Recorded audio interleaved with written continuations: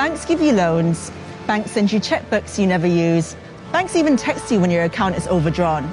Banks are so important that when they get into a mess, the government bails them out, unlike the rest of us. But did you know that the banks that exist today, maybe even the bank that you use, were built off the back of slavery? Empires of Dirt, a show about Europeans getting rich at the expense of everyone else. From 1619, 11 million African men, women and children were stolen from their homes and put to work on the sugar, tobacco and cotton plantations of America and the Caribbean. Their forced labor helped build Britain into a global superpower. And even after slave owning was abolished in Britain, the British taxpayers still paid £20 million. That's 40% of the national budget, or 16.5 billion in today's money, as compensation for slavery. No, not to the slaves. The money went to the owners. Not a single penny was given to those who had been enslaved. The amount borrowed was so huge that the debt wasn't paid off until 2015, which means that if you paid tax at any point before that, your money went towards compensating slave owners. All four of the UK's largest high street banks have been linked to the slave trade by way of these compensation payments for their loss of human property. Barclays Bank was founded out of a merger with a colonial bank that helped fund the British Empire, and several senior Barclays bankers were involved in the slave trade.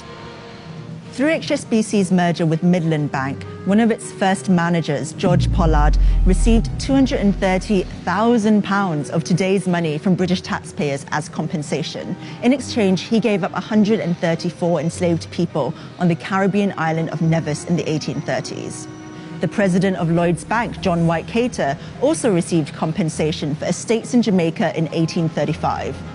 And 27 former members of the Bank of England were linked to slavery in the 18th and 19th centuries, including 11 former governors. Even after Britain abolished the slave trade in 1807, we continued to profit off it.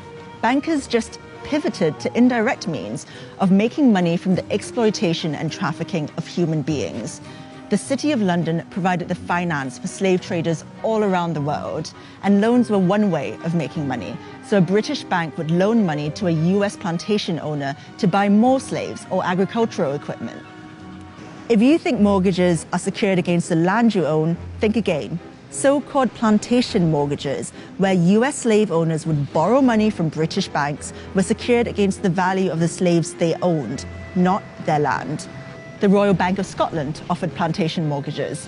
So did Barclays. These mortgages were then bundled into bonds and sold to investors all over the world. When the US slave owners made repayments, the people who owned those bonds made a small profit. The City of London has defined British wealth for hundreds of years. Money comes in and money goes out to countries all over the world, and our status as a global power rests on our financial institutions. But the labor that built many of these institutions was enslaved. Iconic buildings like the Guildhall in the heart of the City of London epitomise Britain's involvement with the slave trade.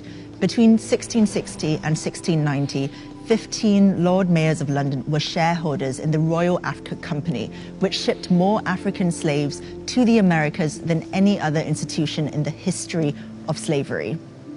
A statue of William Beckford Sr., twice Lord Mayor of London, still stands in the Guildhall to this day. Beckford grew rich off the toil of slaves he owned on 20,000 acres of land in Jamaica. The Royal Exchange was the heart of the City of London, where stocks were bought and traded from all over the world. It was funded by Sir William Garrard, who helped to develop the Moroccan slave trade in the 1500s.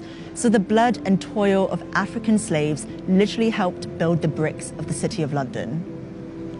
Following the Black Lives Matter protests, the insurance company Lloyds of London agreed to pay reparations to black community groups for its involvement in the slave trade. Campaigners are calling on the banks to follow suit.